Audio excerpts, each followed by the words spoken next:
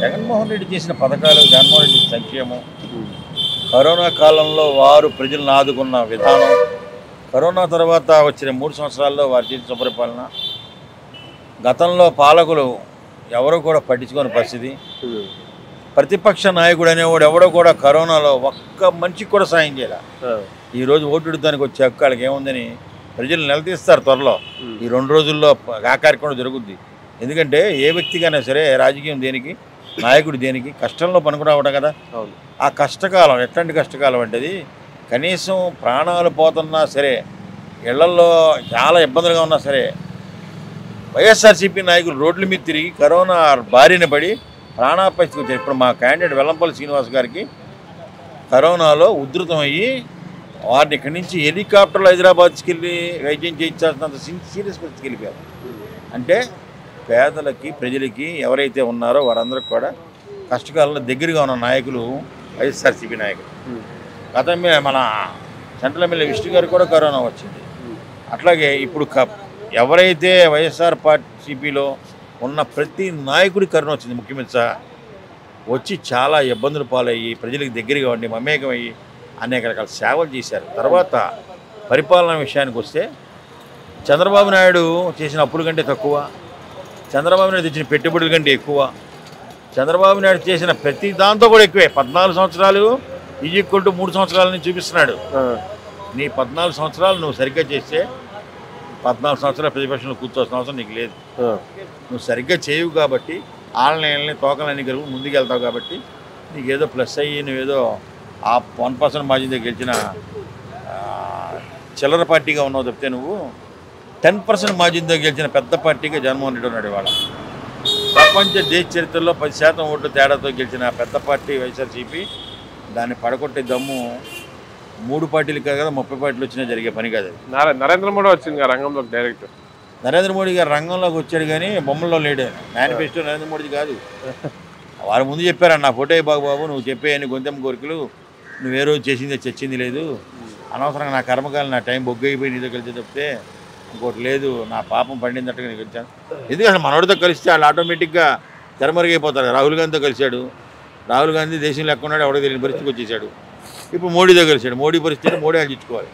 మనం చెప్పేది ఏం లేదు. ఎన్ని సీట్లు గెలుస్తా అంటారు జగన్మోహన్ రెడ్డి ప్రభుత్వం? వై నాట్ 175 జగన్మోహన్ రెడ్డి నినాదం ఖాయం. అది చంద్రబాబు, పవన్ కళ్యాణ్, నారా లోకేష్. వాస్తవం చెప్పాలంటే ఆంధ్ర రాష్ట్రంలో ఉన్న మహిళా తల్లులందరూ ఆలోచించుకోవాలి. మహిళా శక్తి, నారీ శక్తి ఎలాంటిదో మీరు చూపించడం టైం వచ్చారు. నారా లోకేష్ మీద ఒక ఆడబిడ్డకి, ఒక బీసీ ఆడబిడ్డకి సీట్ ఇచ్చాడు జగన్మోహన్ రెడ్డి గారు. పిఠాపురంలో ఒక 3 పీజీలు చేసిన ఒక intellectual, one of the great educator Vanga Geetha MP చేశారు, ఆమెకి ఇచ్చారు. హిందూపూర్ కూడా ఒక లేడీకి ఇచ్చారు బాలకృష్ణ మీద. అంటే బీసీ మహిళలకి ఉన్నత విద్యాధికారులు ఉన్న వారికి ఇచ్చారు. ప్రజల యొక్క విఘ్నత చదువుకున్నాడు కావాలనుకుంటారు, యాక్టర్ కావాలనుకుంటారు, డాక్టర్ కావాలనుకుంటారు. అలాగే ఉంది. కులం చూడొద్దు, మతం చూడొద్దు, ప్రాంతం చూడొద్దు, పార్టీ చూడొద్దు అనే విధంగా జగన్మోహన్ రెడ్డి గారు అభివృద్ధి ఫలాలు అందరికీ పంచిపెట్టారు, సంక్షేమ ఫలాలు అందరికీ పంచిపెట్టారు. మీరు కూడా అలాగే ఉండండి. ఇవాళ స్టార్ క్యాంపెయినర్స్ అంటున్నారు. స్టార్ క్యాంపెయినర్స్ అంటే ఎవరో కాదు, వాళ్ళకైతే వాళ్ళ ఇంట్లో స్టార్స్ ఉన్నారు. జగన్మోహన్ రెడ్డి గారి స్టార్స్ ఎవరంటే వారి ఇచ్చిన సంక్షేమ ఫలాలు పొందిన ప్రతి ఒక్కడు స్టార్ క్యాంపెయినర్. ఆయనకి ఈ రోజున సచివాలయ సిబ్బంది కానీ, వాలంటీర్లు కానీ, మరియు ఎవరైతే తాడిత పీడిత ప్రజలు ఎవరైతే 10 రూపాయలు లబ్ధి పొందారో ఒక మైండ్ సెట్ అనమాట. పేదలకు ఉపయోగపడే మైండ్ సెట్ ఒకటి, పెత్తందారులకి ఉపయోగపడే మైండ్ సెట్ ఒకటి.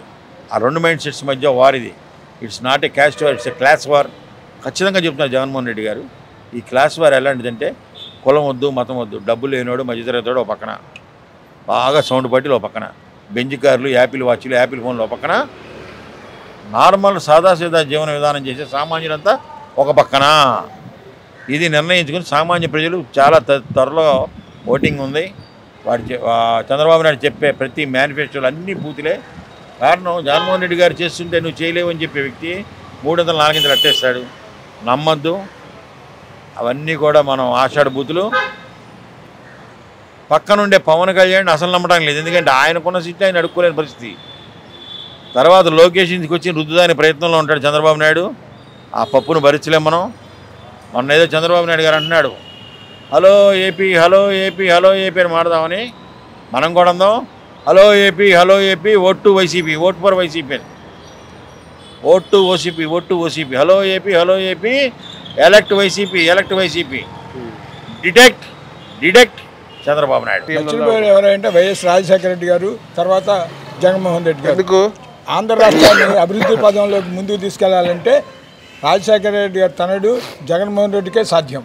మిగతా వాళ్ళు ఎంతమంది వచ్చినా షో చేసేవాళ్ళు, అద్దంలో మూట పెట్టేవాళ్ళు తప్ప ప్రతి ఒక్కరికి సమాజంలో అట్టడుగున్న బడుగు బలహీన వర్గాలకి, పేదవాళ్ళకి, ఆర్యసులకు కానీ ఎవరికైనా పెద్దపీట వేసింది వైఎస్ జగన్మోహన్ రెడ్డి గారు. మరి ఏం చేశారని చెప్పి ఓట్లు అడుగుతున్నాడు అని చంద్రబాబు నాయుడు అంటుంది కదా. చంద్రబాబు నాయుడు గారు గతంలో మేనిఫెస్టో ఒక భగవద్గీత అంత పుస్తకం పెట్టాడు, దాన్ని మేనిఫెస్టోలో పెట్టి డిలీట్ చేసేసాడు. జగన్మోహన్ రెడ్డి గారు నవరత్నాలని అరచేతిలో రాసుకునే 2 పాయింట్లు పెట్టి దానికి 99.99% దాన్ని అమలుపరిచాడు. ప్రజలు కూడా ఎవరైనా సరే ముఖ్యమంత్రి మాకు పనులు చేస్తాడు అనుకున్న వాళ్ళు ఎమ్మటుంటారు, కానీ షో చేసి మసిబుడి మారకాడు చేసే చంద్రబాబు లాంటి జిత్తులు మా నక్కల్ని ఆమోదించరు, వాళ్ళకు ఓట్లేరు. రాష్ట్రం మొత్తంలో ఆర్యవైశ్య సంఘములు కానీ ఆర్యవైశ్యులు కానీ బీజేపీకి సపోర్ట్ చేస్తున్నారని చెప్తుర్రే, మరి ఎందుకు ఇవన్నీ ఉత్తమాటలు?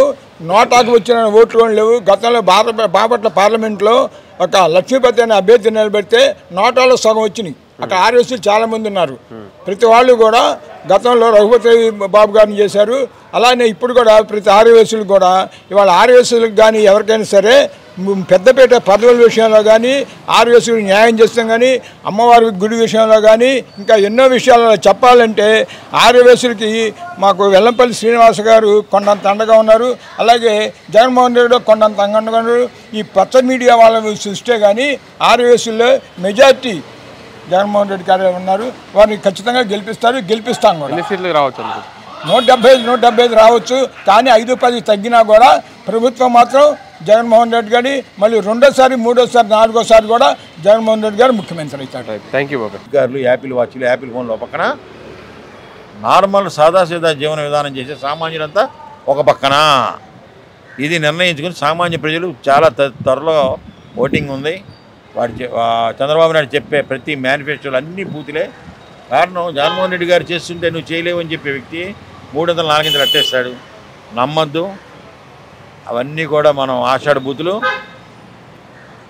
పక్కనుండే పవన్ కళ్యాణ్ అసలు నమ్మడం లేదు, ఎందుకంటే ఆయనకున్న సీట్లు ఆయన అడుక్కోలేని పరిస్థితి. తర్వాత లోకేష్ ఇంటికి వచ్చి రుద్దుదాని ప్రయత్నంలో ఉంటాడు చంద్రబాబు నాయుడు. ఆ పప్పును భరించలేం మనం. మొన్న ఏదో చంద్రబాబు నాయుడు గారు అంటున్నాడు, హలో ఏపీ అని మాడదామని. మనం కూడా అందాం, hello AP vote to YCP, vote for YCP, vote to OCP, hello AP elect YCP, detect Chandrababu Naidu.